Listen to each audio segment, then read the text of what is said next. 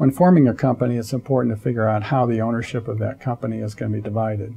Clearly, if there's only one owner, it's not a problem. But as soon as you have multiple owners, it's very important to make sure everyone understands who's going to have what rights and obligations to each other. If everyone is going to have an equal set of rights, you may very well find that using something such as common stock, where everyone has the same voting and other rights, will work for you. But if you want to distinguish those and give some owners rights that other ones don't have, there are ways to accomplish that. For example, in a corporation, you can use preferred stock to give some holders preference rights over the other holders, typically the common stockholders.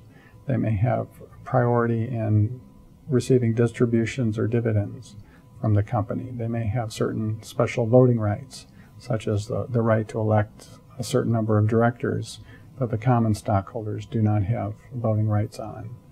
They can have liquidation rights if the company has to be dissolved. The important thing is we can customize the rights in each situation to suit the needs of the business owners as well as the needs of those who are contributing the capital.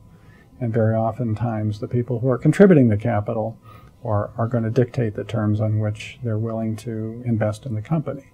They're going to want a preferred rate of return on that invested capital before the people who are getting stock in exchange for services, i.e. sweat equity, receive a share of the dividends and distributions.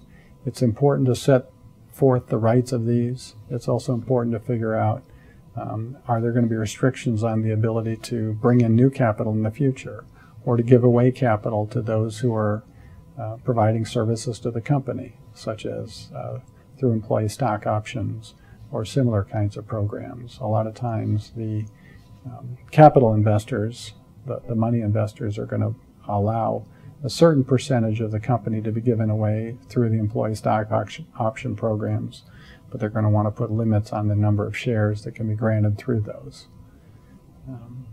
Similarly, will the initial investors have any protection against future dilution by stockholders that are coming in later rounds? And if they're going to have those rights, they'll need to be set forth in the governing documents right from the beginning. The important thing is, again, we can customize those situations to suit the needs, and they can always be changed by consent of the appropriate number of shareholders, but they should be documented and thought through from the beginning.